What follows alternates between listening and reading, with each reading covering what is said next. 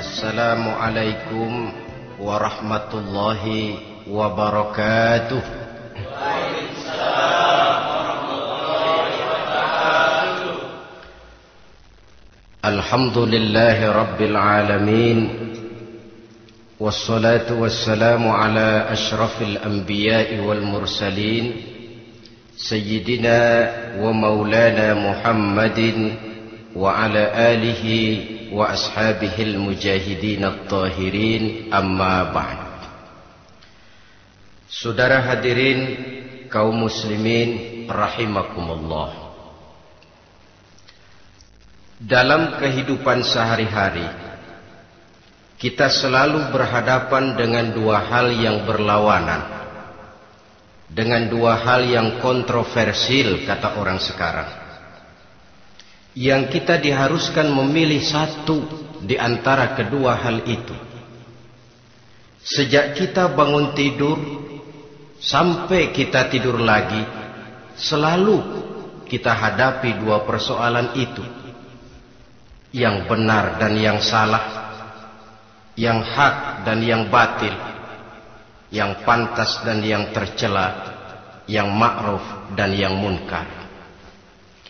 Persis seperti sebaik lagu yang lagi ngepop dan banyak dinyanyikan anak sekarang, madu di tangan kananmu katanya, racun di tangan kirimu.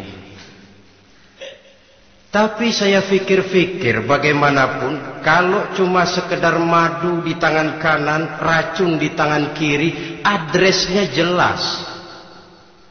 Yang repot kalau kita sudah tidak tahu lagi mana yang madu, mana yang racun.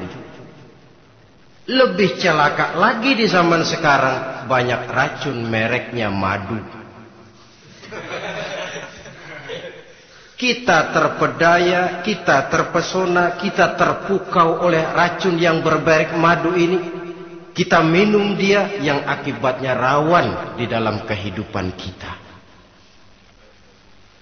Sangat banyak racun-racun yang terpancang di sepanjang perjalanan hidup kita ini.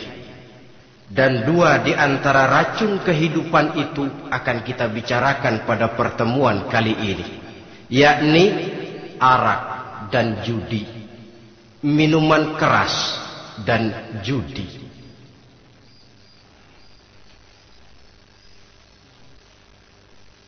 Sebagai yang kita maklum bahwa Islam bertujuan memelihara kemuliaan manusia yang diciptakan fi ahsani taqwim, dalam bentuk yang paling sempurna.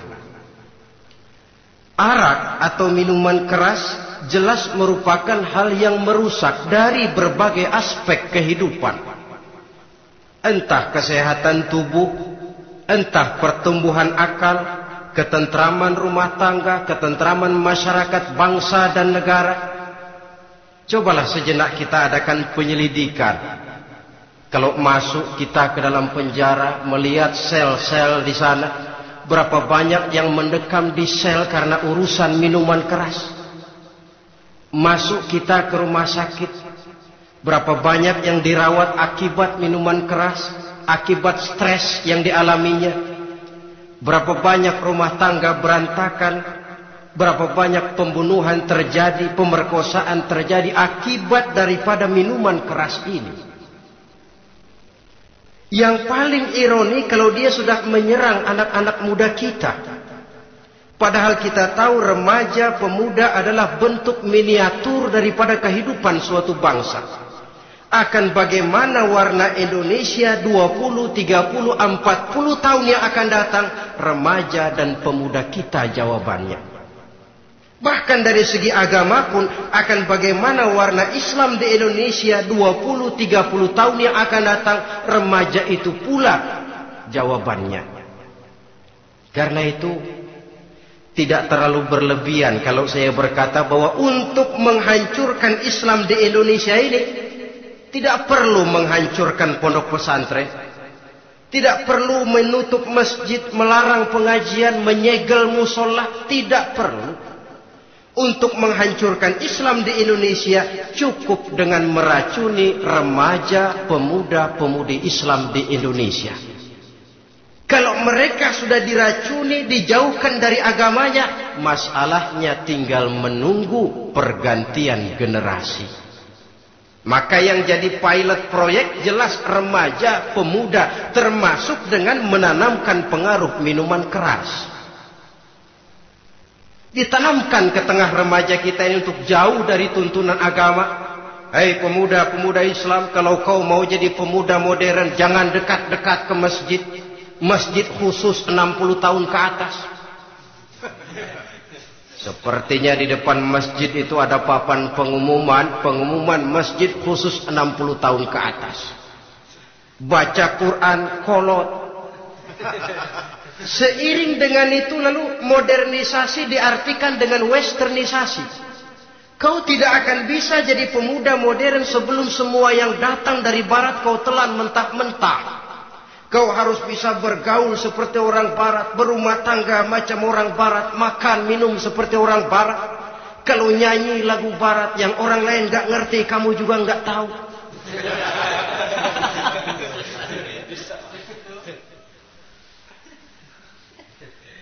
Anutlah itu free love yang pada gilirannya akan mengarah kepada free sex alias samenleven. Isaplah itu ganja, morfin, narkotik. Jikalau sudah terlena kita dengan itu, maka kehancuran suatu bangsa sesungguhnya sudah dimulai. Penyakit minuman keras ini bukan cuma penyakit zaman ini. Masyarakat yang dihadapi oleh Rasulullah sallallahu alaihi wasallam 14 abad yang lalu juga masyarakat yang kemaruk dengan minuman keras. Arab jahiliyah kalau sudah minum arak mabuk, tidak cuma minum, dia mandi pakai arak. Sistem pendidikan yang disampaikan Islam bijaksana. Mula-mula diberikan gambaran bahwa arak itu walaupun ada manfaatnya tapi ada bahayanya, dan bahayanya jauh lebih besar daripada manfaatnya. Tahap kedua diberikan pesan jangan mendekati solat dalam keadaan mabuk. Padahal solat 1 hari 1 malam 5 kali, artinya makin jauh saja dia dari arak itu. Pada saat kondisi iman sudah memungkinkan, barulah turun vonis bahwa arak itu najis, perbuatan setan, jauhi. Yang ironi yang saya katakan tadi, racun mereknya madu. Kadang-kadang kita dibuai dengan iklan yang tidak mendidik. Saya pernah lihat ada iklan misalnya, Anda ingin modern, majulah bersama minuman ini. Atau minuman ini lambang pergaulan dunia yang maju. Modern diukur dari minuman. Yang jadi korban akhirnya remaja dan pemuda-pemudi kita. Saya teringat satu analisa dari Rasulullah sallallahu alaihi wasallam. Beliau bersabda, "Inna min asyratis sa'ah." Sesungguhnya di antara tanda-tanda kiamat. Apa kiamat itu? Dalam arti yang umum, kiamat itu saat dimana alam ini hancur, bumi gempa, air laut tumpah ke darat, gunung meletus, planet-planet bertabrakan, lalu semua yang bernama hidup mati. Itu kiamat beneran. Saya nggak mau cerita kiamat beneran, sebab saya sendiri nggak kepengen ngalamin. Yang sering kita ngalami ini kiamat kecil-kecilan, kiamat mini. Apa kiamat mini itu? Hancurnya sendi-sendi kehidupan sosial. Maksiat merajalela, munkarat menjadi-jadi. Yang ma'ruf dianggap munkar, yang munkar malah menjadi ma'ruf. Yang salah disanjung-sanjung, yang benar dicaci maki. Tuntunan dianggap tontonan, tontonan malah jadi tuntunan. Kan kiamat kalau sudah begitu. Penjungkiran nilai. Kenapa hal semacam ini bisa terjadi? Penyebabnya kata Nabi, pertama ayyurfa'al ilmu. Ilmu diangkat oleh Allah. Bagaimana cara Allah mengangkat ilmu dan apa maksudnya itu? Allah mengangkat ilmu itu, saudara, caranya pertama dengan mewafatkan ulama. Makin banyak ulama wafat, makin banyak ilmu ditarik. Yang kedua, kurangnya minat orang untuk belajar agama. Kalau sudah klop macam itu, artinya agama sudah disudutkan ke pojok-pojok kehidupan. Agama cuma sekedar tinggal dekorasi. Agama cuma seminar, cuma kongres, cuma muktamar. Tapi bahwa agama merupakan realita dalam kehidupan, itu tidak pernah terwujud. Kalau ulama sudah tiada, minat orang belajar agama berkurang, maka ajaran Allah tidak lagi didenungkan orang. Dikala itu, wa yudharul jahlu, akan muncullah kebodohan. Nampak kebodohan di mana-mana. Muncul permissive society, masyarakat yang merasa boleh hidup dengan kaidah serba boleh. Tidak ada halal, tidak ada haram. Tidak ada hak, tidak ada batil, semuanya serba boleh. Kalau sudah begitu kondisi masyarakat, terjadilah apa yang dianalisa oleh Nabi. Dikala itu wayabsu zina, zina dikerjakan berterang-terangan. Orang sudah tidak punya malu. Hidupnya sudah pakai prinsip punya kuping, kuping kebo. Punya muka, muka tembok. Punya kulit, kulit badak. Kalau juga dikasih tahu, malu dong kau tinggal serumah belum nikah. Malu sama siapa? Masyarakat. Allah, masyarakat cuek aja.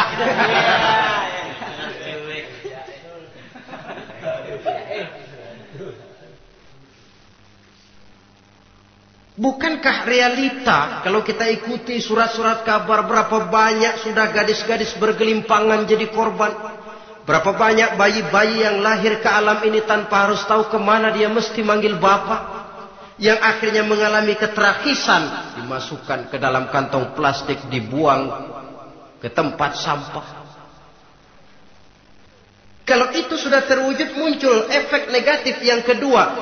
Wa yushrabal khamr, arak, minuman keras jadi kebanggaan. Anak muda belum nyohor kalau belum bisa mabuk. Yang enggak mabuk dianggap kolot. Kampungan loh. Bikin malu baru kena segelas saja udah miring. Cengeng. Temen kita hebat sampai nyungsep di got. Yang nyungsep hebat. Ya, kalau cuma yang hancur kehidupan pribadi. Tapi kalau sudah menyangkut masa depan, yang berarti masa depan suatu generasi adalah merupakan masa depan daripada suatu bangsa. Begitu kerasnya Islam ini melarang minuman keras, sampai bukan cuma sekedar meminumnya saja yang diharamkan, tetapi juga dilarang mengimportnya, memproduksinya, membuka warung yang menjual minuman keras, atau bekerja di tempat penjualan minuman keras. Ada juga yang nyerempet-nyerempet, Pak, kalau sedikit kan nggak apa-apa, nggak mabuk ini. Nah, saya ingatkan hadis Nabi diriwayatkan oleh Imam Ahmad, Abu Daud dan Turmuzi. Nabi bersabda, "Ma askara katsiruhu faqaliluhu haramun." Apa yang banyaknya menyebabkan mabuk, sedikitnya pun tetap haram hukumnya. Memang barangkali mungkin ada manfaatnya, tetapi bahayanya jelas lebih besar ketimbang manfaat yang bisa timbul daripada jenis minuman keras itu sendiri. Dalam hadis lain Nabi pesankan, "Man kana yu'minu billahi wal yaumil akhir fala yaq'udu ala ma'idatin taduru 'alaiha al-khamru. Siapa yang beriman kepada Allah dan beriman kepada hari akhirat, jangan dia duduk di dalam satu pertemuan yang di dalam pertemuan itu diedarkan minuman keras. Masuk ke dalam lingkungan macam itu saja tidak diperkenankan. Kenapa? Asyariku fi syarri syarru. Bersekutu dengan kejahatan, jahat juga hukumnya.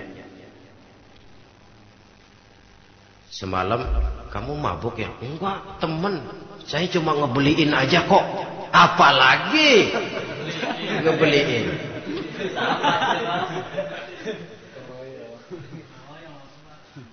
Sebab apa? Dalam keadaan mabuk, orang tidak lagi bisa berpikir secara logik. Daya kontrol hilang, artinya perbuatan sudah tidak terkontrol lagi. Yang pertama. Yang kedua, IQ tidak akan tumbuh dan berkembang secara normal seperti yang kita harapkan. Yang ketiga, harga diri akan runtuh hancur di tengah masyarakat. Bayangkan kalau tengah malam kita digotong orang, diantar ke rumah kita. Dengan kondisi macam itu masih punya muka kita untuk tegak di tengah masyarakat.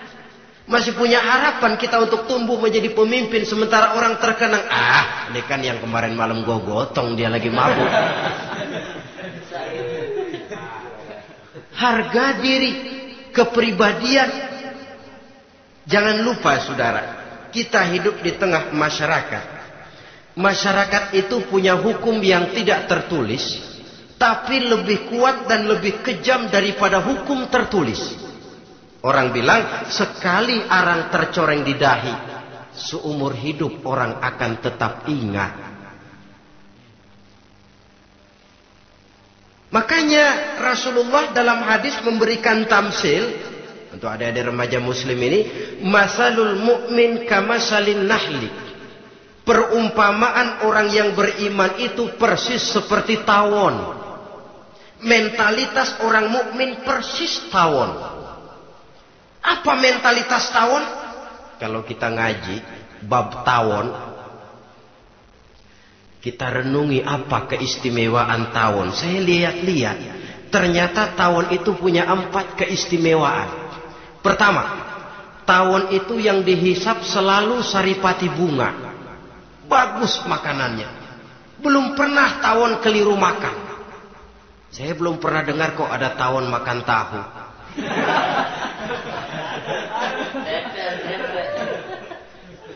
Yang dimakan selalu saripati bunga. Artinya apa? Orang mukmin perutnya itu perut selektif. Yang dimakan yang baik-baik, yang diminum yang baik-baik. Yang baik menurut agama itu adalah yang halal, thayyibat. Perutnya selektif, bukan perut asbab. Kalau asbab puntung apa saja masuk ke dalamnya. Tapi mukmin perutnya ini selektif. Daging kambing masuk, tahu masuk, kangkung masuk, kodok minggir. Air kelapa minum, kopi minum. Tapi kalau sudah berbau minuman keras, minggir. Sebab apa? Makanan dan minuman yang kita masukkan ke dalam perut besar ini akan digiling dalam perut besar, akan melahirkan energi, menggerakkan sel-sel pembuluh saraf. Kalau makanan dan minuman itu terdiri dari yang haram, energi yang ditimbulkan olehnya energi yang haram, mempengaruhi sel-sel pembuluh saraf. Orang akan cenderung berpikir yang haram kalau terlalu sering memakan makanan haram. Kalau sudah berpikir kepada yang haram, perbuatan pun akan mengarah kepada yang haram juga. Contoh kecil aja dah, ada nggak maling mikirin majelis taklim? Karena yang dimakan lebih banyak yang haram, yang dipikir paling-paling nanti malam rumah siapa lagi nih ya? Sudah mengarah ke sana.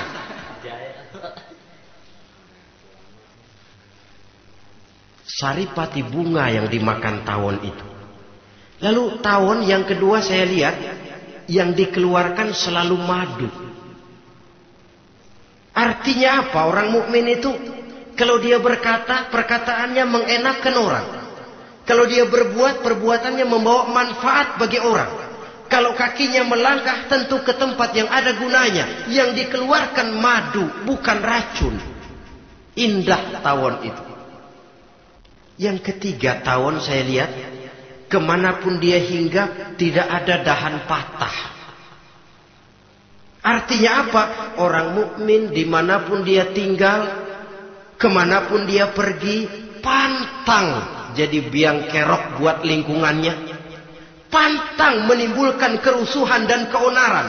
Tidak ada cabang patah dimanapun tawon hinggap. Tapi juga yang keempat, saya lihat-lihat tawon itu, jangan coba-coba diusik. Satu kali dia diusik, kemana orang lari? Nyilem masih ditungguin. Tawon. Tapi kalau nggak diusik, nggak ada tawon usil ke pasar nyariin orang. Ketika dia diusik, inilah saatnya saya harus mempertahankan kehormatan diri saya. Dia pun bangkit. Artinya apa? Orang mukmin tidak boleh nyari-nyari musuh. Tapi ketemu musuh tidak boleh lari. Musuh jangan dicari, bertemu pun jangan lari.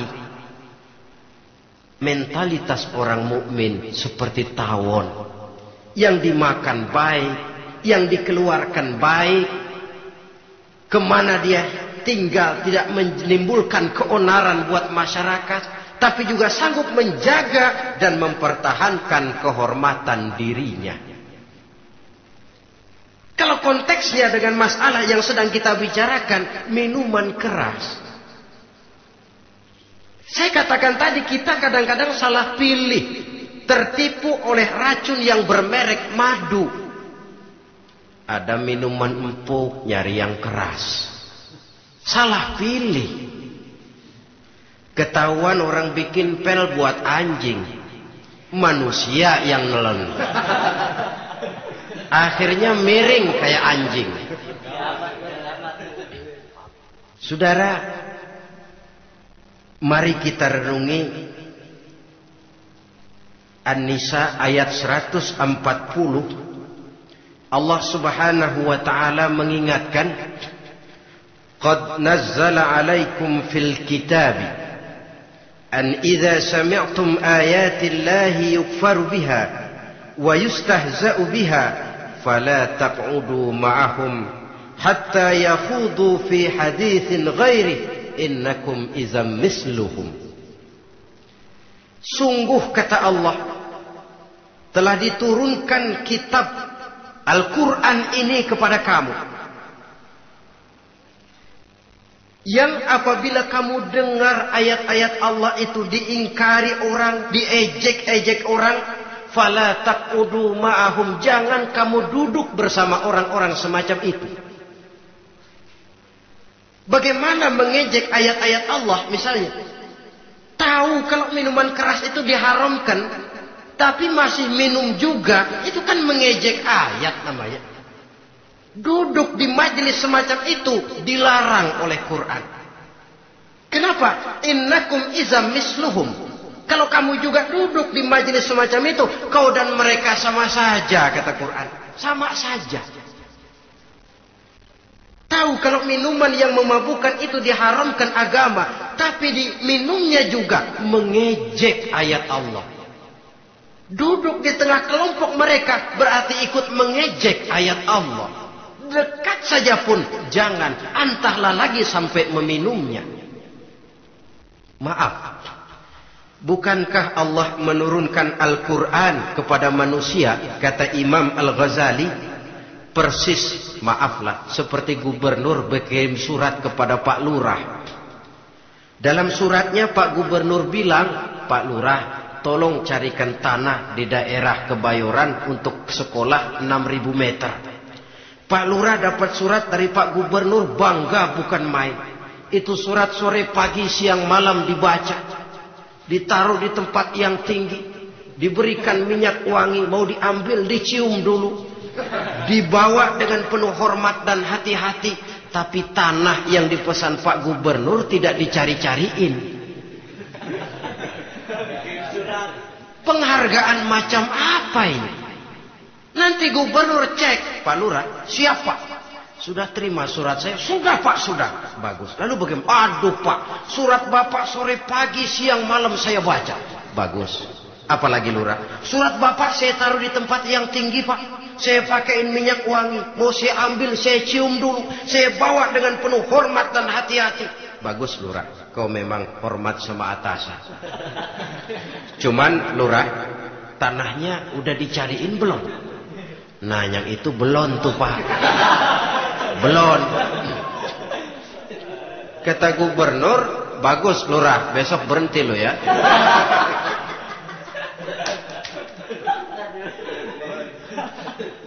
Membacanya memang penting. Al-muta'abbad bitilawatih, beribadah dari sebab membacanya. Tapi setelah kita baca, kita tahu isinya. What next? Mau apa kita dengan isinya itu? Jangan yang kita baca kita injak-injak. Itulah ironinya. Bagaimana Quran itu mau membawa keberkahan dalam hidup ini? Kalau yang kita baca sering kita injak-injak. Dalam kehidupan kita baca ayat wa ahallallahu al-bai'a wa harramar riba. Allah halalkan jual beli, Allah haramkan riba, tapi renten ditelan terus.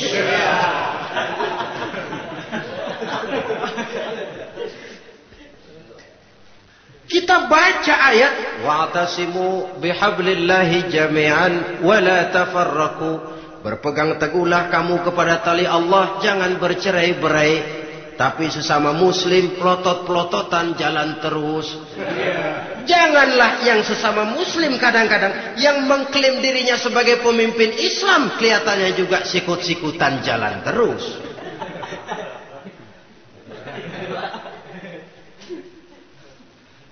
Sehingga tidak heran kalau orang bilang di bawah ngamalin ayat kursi sudah sampai di atas ayat hilang, tinggal kursi saja yang diamalin. Ironi dan menyedihkan. Perjalanan panjang memang saatnya kita menunggal dengan Al-Quran ini. Tetapi prosesnya memang harus kita mulai dari sekarang. Perkara kapan proses ini selesai, itu bukan masalah kita. Tapi bahwa kita sudah memulai suatu proses, itulah yang diharapkan. Hadirin yang saya hormati, oleh karena kerasnya peringatan Islam terhadap minuman keras, pernah satu hari seorang lapor kepada Khalifah Umar bin Abdul Aziz bahwa ada sekelompok orang berkumpul meminum minuman keras. Kata Khalifah Umar bin Abdul Aziz, dera mereka, hukum, cepat. Ya Khalifah, kenapa? Di tengah mereka ada juga orang yang Ramadan biasa puasa. Begitu, iya, yang biasa puasa duluan hukum. Kenapa? Mengerti memang lebih besar resikonya daripada tidak mengerti. Kalau yang tidak mengerti dilatar belakangi oleh kebodohan, barangkali masih bisa ditolerir, masih bisa dimaklumi. Ini toh sudah tahu mau puasa, kenapa berkumpul di majelis yang ada minuman keras? Tapi memang kelompok ini kan memang selalu ada. Kita lihat dalam masyarakat itu kan ada 4 kelas itu. Pertama, ada orang yang tahu perintah dan tahu larangan. Ini the first class, kelompok terbaik. Perintah tahu, dia kerjakan. Larangan tahu, dia jauhi. Ini orang terbaik. Yang kedua, ada orang tahu perintah tapi tidak tahu larangan. Perintah tahu, larangan tidak tahu. Sholat mau, puasa mau, zakat fitrah bayar, nyolong mau, mabuk ayo. Perintah tahu tapi larangan tidak tahu, akhirnya semua dikerjain. Barangkali yang rada bingung malaikat bagaimana nyatatnya ini, kotor absen. Gelas yang ada di hadapan saya ini, kalau semua diisi air putih macam ini, kan jelas bisa diminum orang. Kalau semua diisi bensin, jelas bisa diminum motor. Tapi kalau separuh diisi air putih, separuh diisi bensin, Kacau. Kalau gelas yang ada di hadapan saya ini sepenuhnya diisi air putih, jelas bisa diminum orang. Kalau sepenuhnya diisi bensin, juga jelas bisa diminum motor. Yang repot kalau separuh diisi air putih, separuh diisi bensin. Kacau statusnya.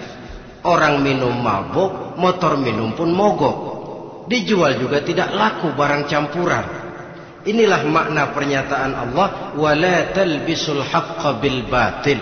Jangan kamu campur adukan antara yang hak dan yang batil. Perintah dikerjakan, larangan pun dikerjakan juga. Kelompok ketiga, ada pula manusia yang tahu larangan tapi tidak tahu perintah. Larangan tahu tapi perintah tidak tahu. Jahat sama tetangga tidak, mencuri tidak, mabuk tidak, zina tidak, sholat tidak, puasa tidak, polos. Semua serba tidak. Dan yang terakhir kelompok keempat, perintah tidak tahu, larangan pun tidak tahu. Ini masuk kelompok makhluk gratis. Misalnya kambing, ayam, kerbau, itu kan makhluk-makhluk yang memang perintah tidak tahu, pun larangan juga tidak tahu. Nah, dalam hubungannya dengan ini, saya mengajak, marilah kita berusaha sekuat mungkin menjauhkan diri dari minuman keras yang jelas bahayanya dengan hidup tidak jauh dari bimbingan agama. Hadirin kaum muslimin rahimakumullah. Kawan seiring dan sejalan dari minuman keras, judi namanya. Saudara kembar barangkali. Yang satu sering menimbulkan yang lain, tetapi bukan tak jarang keduanya berjalan berdampingan.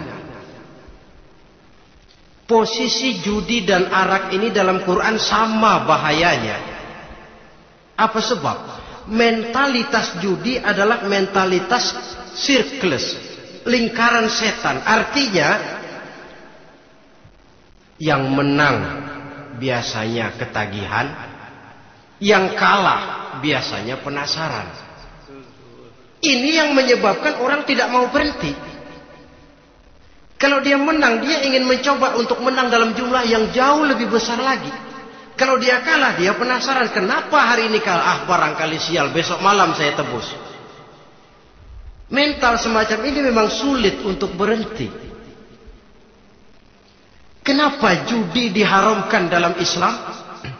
Pertama, seorang muslim di dalam berusaha mencari harta, dia harus mengikuti sunnatullah. Kata kita orang muslim, hukum alam kata orang sekarang, natural of law bahasa kerennya. Berusaha menurut hukum kausal, memasuki rumah dari pintunya, menunggu suatu akibat dari sebab yang kita lakukan. Bahwa kalau begini mesti begitu. Karena kita memang terikat oleh permainan yang disebut hukum alam ini. Hidup bukan undian, jangan mengharap untung besar tanpa mau peras keringat. Satu pagi Khalifah Umar bin Khattab radhiyallahu an masuk ke masjid. Beliau lihat ada orang sedang berdoa khusyuk betul. Ditunggunya 2 menit, 3 menit, sampai 10 menit lebih belum juga selesai. Agak lama orang itu berdoa. Selesai berdoa, dihampiri orang itu oleh Sayyidina Umar. Beliau tanya, saudara, lagi apa? Tadi itu berdoa ya Khalifah. Minta kepada Allah? Tentu minta kepada Allah. Minta apa kamu? Minta rezeki. Sudah lama? Dari tadi habis sembahyang subuh. Dapat? Belum. Ya memang kata Sayyidina Umar, inna sama la tumtiru zahaban wala fiddatan. Langit itu tidak mungkin akan menghujankan emas, tidak mungkin pula menghujankan perak. Jadi orang dilarang duduk bermalas-malas menunggu keajaiban yang datang dari langit. Karena memang hidup ini bukan undian. Jadi jangan mengharap untung besar tanpa mau peras keringat. Di dalam berusaha kita terikat oleh sunnatullah. Kalau begini sebab penyebabnya, akan begini akibat yang ditimbulkannya. Yang kedua, Islam menjadikan harta manusia itu sebagai benda berharga yang dilindungi. Mengambilnya dengan judi termasuk memakan harta orang lain dengan cara yang batil. Yang ketiga, judi itu sendiri dapat menimbulkan permusuhan dan pertentangan antara para pemain itu sendiri. Meskipun kelihatannya kompak duduk dalam satu meja yang saling berhadap-hadapan, yang kalah kelihatannya pasrah, tetapi kan itu cuma kulit permukaan. Batinnya bagaimanapun juga yang kalah itu tetap mendendam. Sedangkan yang kalah di samping mendendam juga mengomel, mencaci mungkin ya lawan bermainnya, ya mungkin juga dirinya sendiri. Dan yang keempat, judi itu merusak aktivitas hidup, membuat orang membuang waktu dengan tidak terasa, dan yang pada gilirannya melupakan orang kepada tanggung jawab. Wah, kalau sudah memegang kartu, konon kabarnya, saya sendiri alhamdulillah belum pernah, lupalah orang anak, lupalah orang kepada istri, lupalah orang kepada tanggung jawab. Waktu pun berlalu tanpa terasa. Apalagi kalau sudah diiming-iming oleh gambaran akan memperoleh keuntungan yang besar. Termasuk di dalam judi itu undian, apapun namanya. Yang usaha ke arah ini seharusnya tidak dipermudah, walaupun dengan embel-embel dana kemanusiaan, sumbangan sosial. Saya tidak begitu yakin, saudara, bahwa bangsa Indonesia ini sudah begitu menipis rasa kemanusiaannya sehingga untuk berlaku sosial mesti diimbangi dengan hadiah sekian juta rupiah. Saya tidak percaya bahwa umat Islam di Indonesia sudah begitu tipis rasa kasih sayangnya kepada sesama sehingga sulit mengeluarkan bantuan kalau tidak diimbangi dengan hadiah yang sekian puluh juta rupiah. Yang saya khawatir apa? Pada gilirannya di negeri ini akan makin banyak penghayal-penghayal kelas berat, tukang-tukang lamun kelas tinggi, yang hidup cuma ngumpulin jikalau. Jikalau, andai kata, umpama misalnya, orang sudah kemana-mana kita masih menghitung jikalau.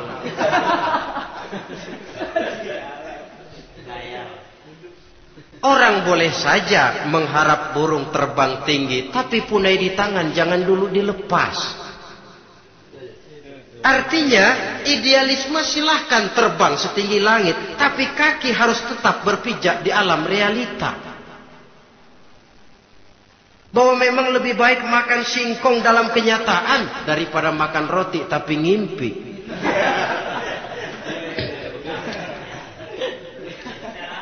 Kadang anaknya menangis, Pak minta jajan, ada uang 200 rupiah. Sudahlah sabar, kau jangan jajan, nanti bapak beliin kalau tembus 100 juta nih.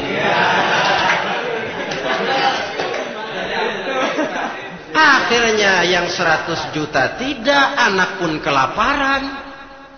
Bukankah akan jadi masalah bagi semuanya?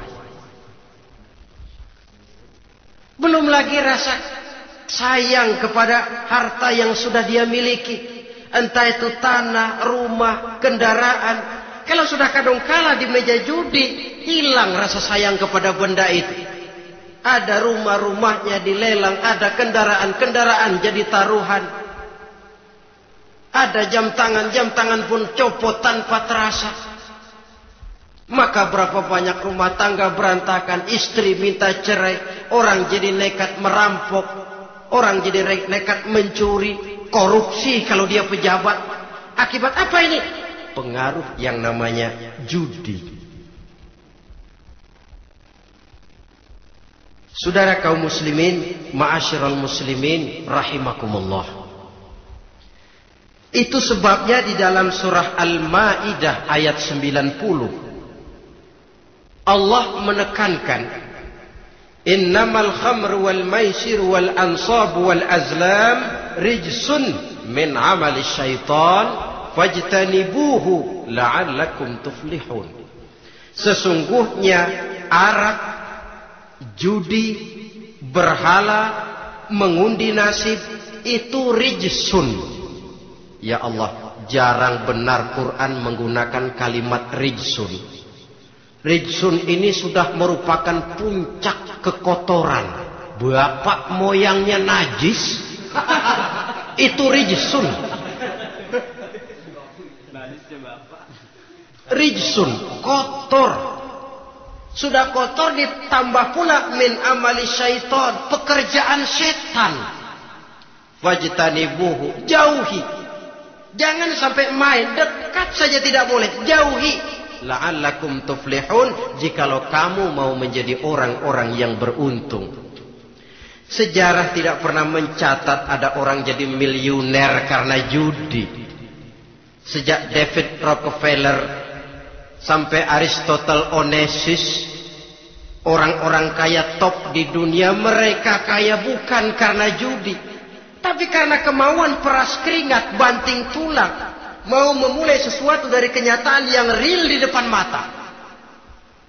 Sebab apa? Hidup ini memang perjuangan. Janganlah kita ingin hidup dengan satu prestasi, ingin tetap hidup seperti apa adanya sekarang ini saja, toh kita harus berjuang. Apalagi ingin hidup lebih baik, lebih terhormat, lebih mudah. Hidup perjuangan. Perjuangan berarti pengorbanan. Berani hidup artinya berani berjuang. Berani berjuang maksudnya rela berkorban. Takut berkorban, jangan berjuang. Tidak mau berjuang, berhenti hidup. Itu logika. Dan bagaimanapun saya yakin lebih baik berkorban daripada menjadi korban. Kalau sekarang kita berkorban, peras keringat, banting tulang, berusaha secara sunnatullah untuk menghidupi anak, istri, keluarga, pada satu saat kita tidak akan menjadi korban kebrutalan anak-anak kita sendiri. Kalau mereka dibesarkan dan tumbuh berkembang oleh hasil yang diperoleh dari meja judi. Ayat 91 Al-Maidah ini lebih memperkuat lagi. Kalau itu arak, judi, berhala, mengundi nasib adalah perbuatan setan, sebenarnya setan mau apa sih? Ayat 91 menegaskan, innama yuridu syaitanu ayyuqi'a bainakumul adawata wal baghdha'a fil khamri wal maisir. Yang dimaui setan itu tidak lain supaya dengan arak dan dengan judi timbul rasa permusuhan, sikap memusuhi, saling marah di antara kamu. Coba, biasanya dalam meja judi sudah loyo, waktu juga sudah berlarut-larut. Yang menang mau berhenti, apa yang kata yang kalah? Berhenti dah, gue wacok loh. Enak bener, gue lagi kalah, lo berhenti. Coba, kira-kira kapan akan selesai permainan? Akan timbul permusuhan, akan timbul rasa dendam, kesumat yang ditanamkan oleh setan. Karena memang baik arak, baik judi, baik berhala, baik mengundi nasib, itu semua permainan-permainan setan yang diberikan kepada kita untuk kita ikut andil bermain di dalamnya. Tatkala kita ikut terkena jerat setan, tertawalah mereka. Kenapa? Oh, makin banyak teman saya di neraka. Maaf, setan itu kan sudah tahu vonisnya. Ketika dulu dedengkotnya yang namanya iblis terusir dari surga, itu bikin semacam perjanjian dengan Allah. Tuhan, kenapa iblis? Gara-gara Adam saya terusir dari surga. Maka sejak saat ini Adam dan seluruh keturunannya adalah musuh bebuyutan saya. Saya akan gelincirkan mereka dari jalan. Silahkan iblis, goda mereka. Tapi kau tidak akan mungkin bisa menggoda mereka kalau hamba-hambaku itu menjadi hamba yang ikhlas. Hanya hambaku yang ikhlas yang tidak mungkin kamu goda. Yang lain barangkali bisa. Sejak saat itulah iblis memproklamirkan permusuhan. Dan dia sudah tahu betul vonisnya neraka. Tugas dia sekarang bagaimana mengumpulkan teman sebanyak-banyaknya ke dalam neraka. Hamba Allah saja yang tidak tergelincir kepada minuman keras dan judi. Hamba Allah yang ikhlas itu bagaimana? Yang ikhlas menjadi hamba Allah. Dalam arti kata dan perbuatannya memang mencerminkan bahwa dia hamba Allah. Maaf, di zaman sekarang ini kan banyak orang cuma berkata, saya hamba Allah, mulutnya. Tapi perbuatannya membuktikan dia hamba setan, hamba dunia, hamba harta, budak jabatan, budak nafsu. Tidak sesuai antara ucapan dan perbuatan. Sebab itu kata-kata hamba Allah kalau keluar dari mulut manusia itu murah. Soalnya ngaku siapapun bisa. Tapi diakui atau tidak, ini yang kita belum tahu. Ada juga orang berdalih, saya kan masang kalau dapat nanti mau nyumbang masjid. Barangkali aja kalau nyumbang masjid disoriin dikit sama Tuhan.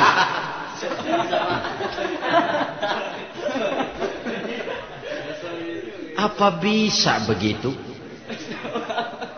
Saudara, kita tidak mungkin mencuci kain dengan air najis.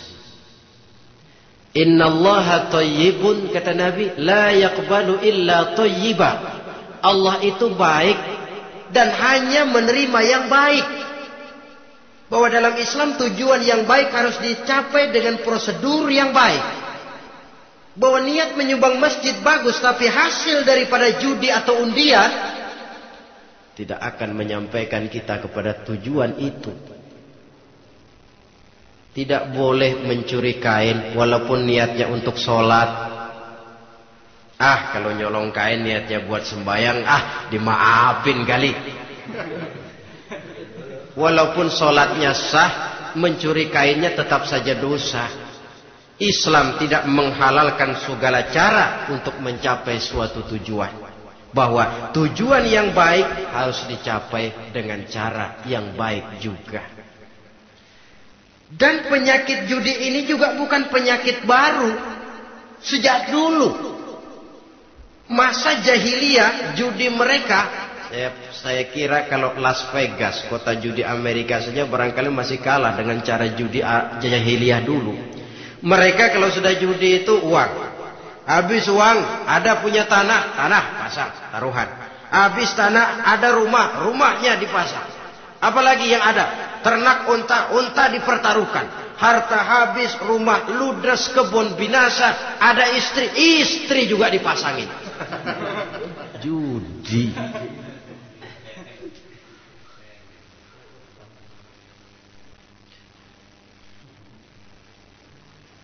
Kita sebagai muslim, oleh Al-Quran dijelaskan orang yang mempunyai dua tujuan hidup.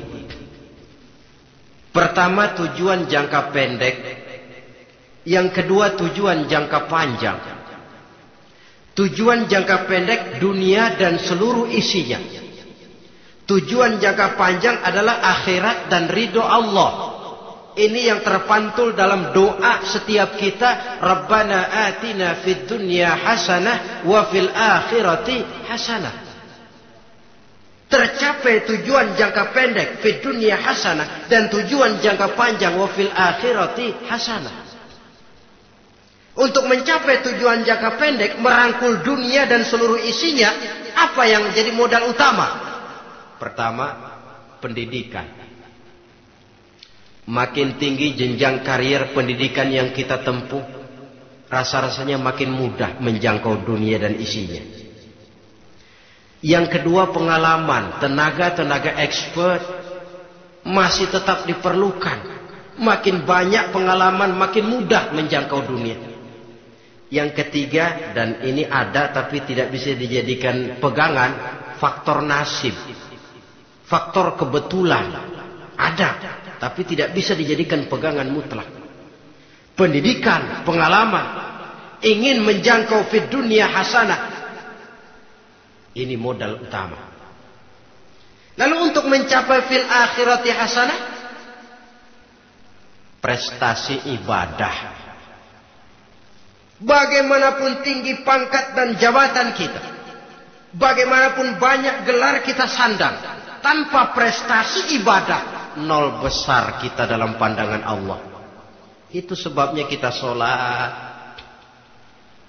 Jadi tidak beralasan kalau orang ditanya, kenapa sih kamu nggak sholat? Ah, tetangga saya sholat melarat terus.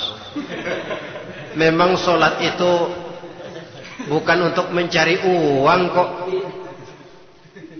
Kalau ada orang yang rajin sholat, rezekinya kelihatan lancar, itu cuma sekedar persekot. Uang muka, cashnya tetap di akhirat nanti. Efeknya apa? Karena kita punya tujuan jangka panjang, mengharap ridho Allah di akhirat. Cara kita mencapai tujuan jangka pendek dibatasi oleh pertanyaan, Allah ridho apa enggak? Kita cari uang, tapi pertanyaan pokok, Allah ridho enggak cara ini? Kita mengejar kedudukan, tapi Allah ridho enggak dengan cara ini? Ini yang menyebabkan kita lantas tidak lalu menghalalkan segala cara.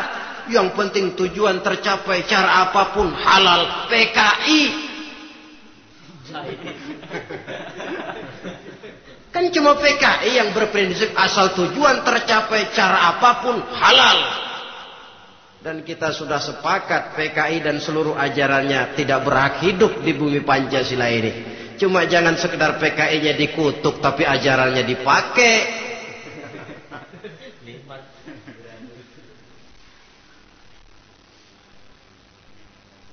Nah, untuk mencapai dua tujuan ini, Islam mengajarkan sistem keseimbangan. Sehingga Nabi sabdakan, "I'mal li dunyaka ka'annaka ta'ishu abada, wa'mal li akhiratika ka'annaka tamutu ghada." Bekerjalah buat duniamu seolah-olah kau akan hidup untuk selamanya, tetapi bekerjalah untuk akhiratmu seolah-olah kau akan mati besok. Jadi kalau kita sudah sholat menghadap Allah, usolli fardhu maghrib, Allahu Akbar, ingat seolah-olah kita akan mati besok supaya timbul khusyuknya. Tapi kalau kita sudah bekerja, kuliah, bekerja, belajar di tempat tugas, ingat seolah-olah kita akan hidup selamanya supaya timbul gairah kerja. Jangan dibalik. Di kantor ingat mati, lemas terus. Ngapain kerja sungguh-sungguh bakalan mati. Lagi sholat ingat Duta Merlin, Altiron Plaza, ya kacau. Salah pasang, tidak pada tempatnya. Untuk mencapai fid dunya hasanah ini, Islam mengajarkan tempuh jalur yang mengikuti sunnatullah. Itu yang dihargai oleh agama. Terikat oleh hukum kausal bahwa kalau ini yang saya usahakan hasilnya akan begini. Perkara nanti hasil tidak seperti yang kita harapkan, baik sangkalah kita kepada Allah. Sebab kita tidak tahu rahasia apa di belakang itu. Kadang orang mengeluh, habis saya rajin sholat tapi rezeki seret, berhenti aja dah. Kita tidak tahu rahasia di belakang itu. Pernah hadirin, satu hari seorang petani, dia selesai bekerja di ladang, istirahat. Dia tidur di bawah sebuah pohon beringin. Di sebelah pohon beringin itu ada pohon labu. Dia berpikir, kalau saya lihat-lihat Tuhan nggak adil katanya. Masa pohon beringin pohonnya besar, buahnya kecil. Pohon labu pohonnya kecil, buahnya gede. Tuhan bukan arsitek ulung ini.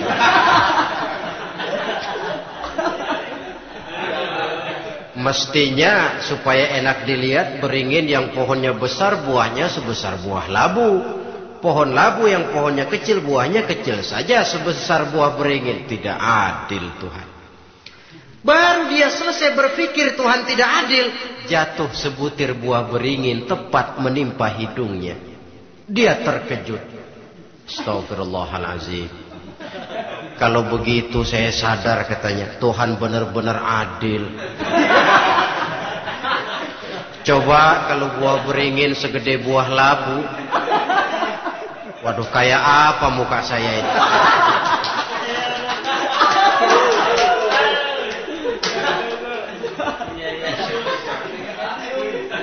Baru terbuka pandangan matanya setelah berhadapan dengan kenyataan. Baru keluar respek. Allah benar-benar adil. Padahal semenit yang lalu dia masih berkata, Tuhan bukan arsitek ulung. Tapi semenit kemudian setelah berhadapan dengan kenyataan yang real dia hadapi, Allah benar-benar adil.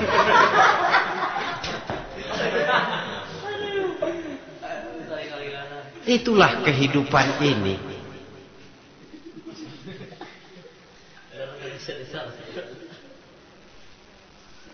Saudara hadirin yang saya hormati, karena itu baik arak, baik judi, dua-duanya merupakan bahaya laten yang tidak hanya mengancam kehidupan agama, tetapi juga masyarakat, bangsa dan negara, apalagi kalau sudah jatuh kepada generasi penerus.